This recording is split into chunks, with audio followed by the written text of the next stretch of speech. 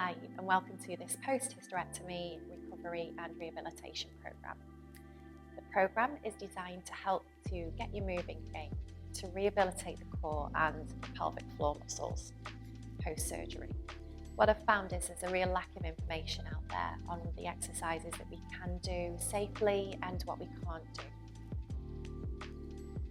Some information that we're getting post-hysterectomy are maybe when we can do the chores again, maybe when we can pick up the washing basket or do the hoovering, but actually there's not very much out there on the exercises that we can effectively do to rehabilitate our bodies.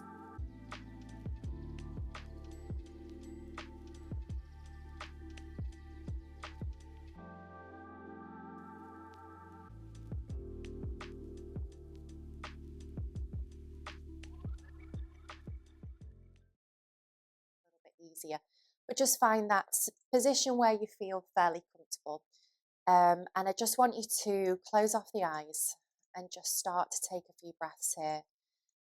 So depending where you are in that recovery, this might be quite a challenge. I found I had quite a lot of rib cage because as the gas from laparoscopic goes into the belly, it can actually irritate the diaphragm a little bit, and so that was a bit of cause for discomfort. So just as best you can, just take a few deep breaths in your own time.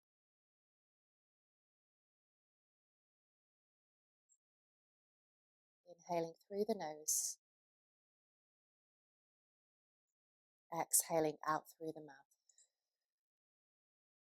Keeping the tension away from the neck. Let's do one more. Now on this next exhale, just begin to lower the chin down towards the chest, releasing through the back of the neck. Breathing in to lift the chin. Just start to feel any tension that's built up around that neck area, just melt away. Focus on that breath. Breathing in to lift. And breathing out to tuck that chin. We'll just do a couple more like this. Just start to get the body moving. Exhaling down, chin to chest. Let's just do one more. We won't be too long here on our knees. Exhaling, tucking that chin. Now just bring the head all the way back to center and start to lift the shoulders up towards the ears and then release the shoulders down. You can take the arms out a little bit wider for this. Lifting the shoulders up and release the shoulders down. So again, if you've had that laparoscopic surgery, you may have found that you get some shoulder discomfort, shoulder pain in those initial few days, and that might linger a little bit longer. And that's as I say, the gas that's been sent down. Sometimes you get a little bit of referral pain into the shoulders, so just starting to release. Now let's circle through the shoulders, just making the movement as big as feels comfortable. And these are the movements that you can quite easily do sitting on the side of the bed, on a chair, on the sofa, wherever you feel most comfortable.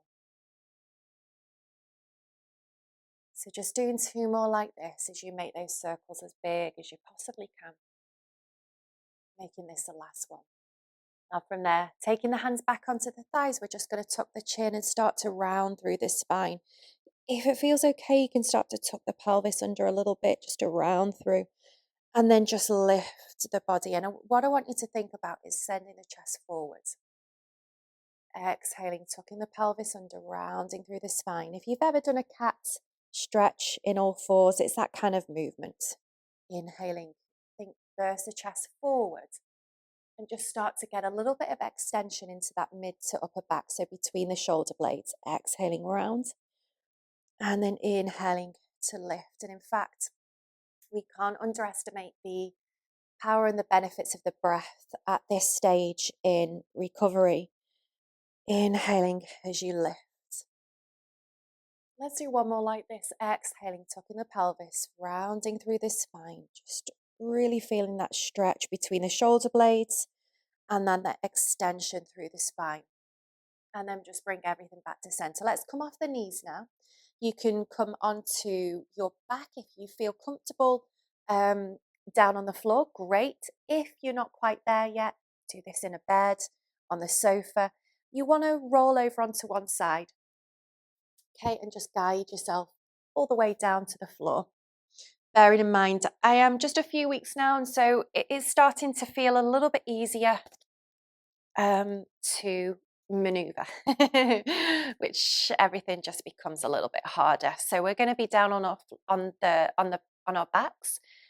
You've got your knees bent, and you don't want to have them too far away. If they're too far away, you're going to feel that lower back lifting. It doesn't feel comfy.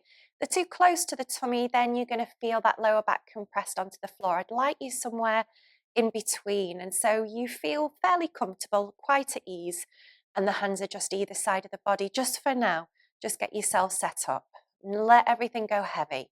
So think about those points that are connected to the mat now. You've got your head, the shoulder blades are nice and heavy, the back of the rib cage, and just allow the pelvis and the hips to go nice and heavy into the floor, the mat, the bed, wherever you are. Hands are just resting either side of the body. Now, what I'd like you to do is just take the hands onto the rib cage and just hold them there as you take an inhale. And what I'd like you to do is breathe into the sides of the rib cage and almost feel the rib cage expand out to the side. And then exhale, just feel the rib cage melt back down towards the floor. And again, inhaling. And exhaling.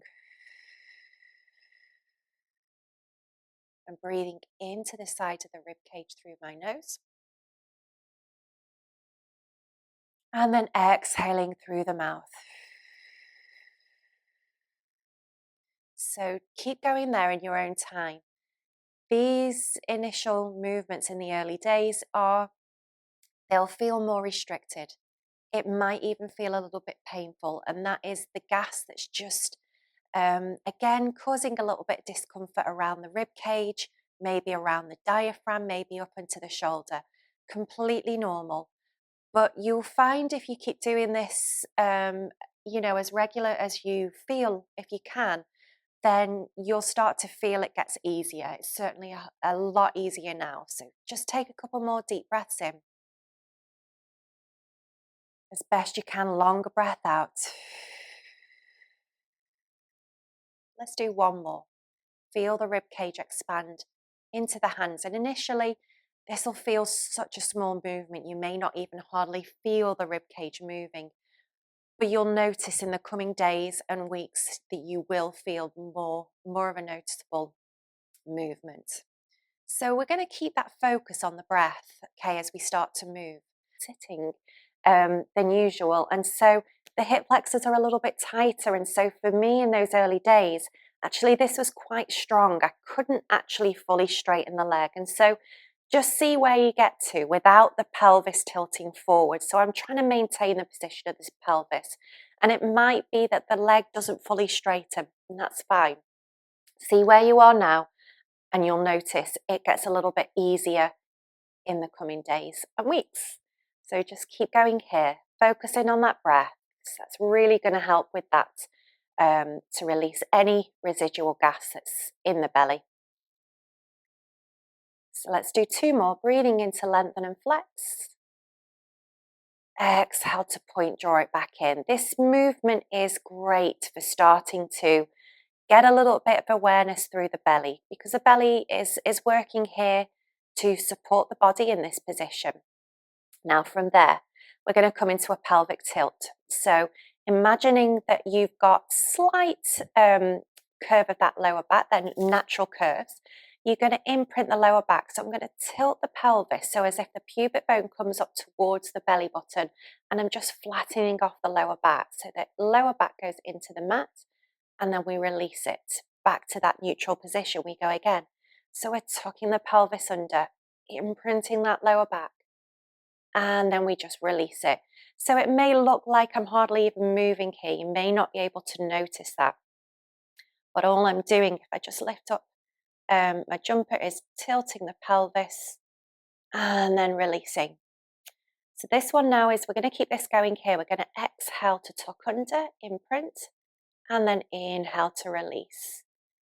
So what I'm not doing is pressing that lower back into the mat with lots of force. I'm simply just tilting the pelvis and just allowing that gentle imprint. So it's quite subtle movement, but it's great. You may notice lots of clicking in the lower back area. So, and also it feels really nice just to get a bit of length in that lower back area. Now, as a result of this movement, of course, we're starting to again work the belly a little bit, but in a really safe way post-surgery. Just getting those abdominals, we want to start to rehabilitate, and this is going to take some time. Of course, the pelvic floor muscles are going to be a little bit weaker. Some may even find that they're actually overworking at this stage in recovery. And so just bringing that little bit of awareness into the pelvic floor muscles and really starting to, again, rehabilitate that area. So we'll do a couple more here, exhaling to tilt and inhale to release.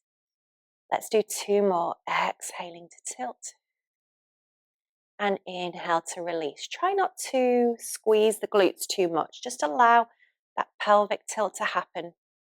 I just noticed I was actually doing that myself. Inhale to release. And then exhaling, tilt the pelvis under.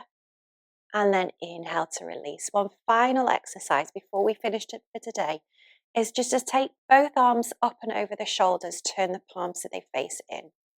And then from there, we're just going to come into a little reach. So we're going to reach one shoulder as if you're lifting it off the floor, replace it back down, and then swap sides. And we're just getting a little bit of a release of tension through that mid-back area. Also thinking about that reach through the pinky finger. So working through this kind of underneath side, this serratus area, which needs to be quite strong to support our bodies in this recovery time. And it also just helps to just release around the shoulder area. Again, if you've got a little bit of pain and discomfort. Let's just do a couple more here. Let's go inhale as we reach, exhaling to release it back down last time. Inhale to reach and exhale to release. Turn the palms forward and lower the arms all the way back down. From there, if you are down on the floor, we're just going to gently roll over onto one side and guide ourselves all the way back up into whatever position feels comfortable. And that might be enough week 1, week 2. See how that feels for you. Do some of the exercises, the ones that feel okay, and don't do the ones that don't feel okay. And then over the course of the 6 weeks, we'll start to build on that and we'll really start to get the body moving a little bit more. Thank you for joining me.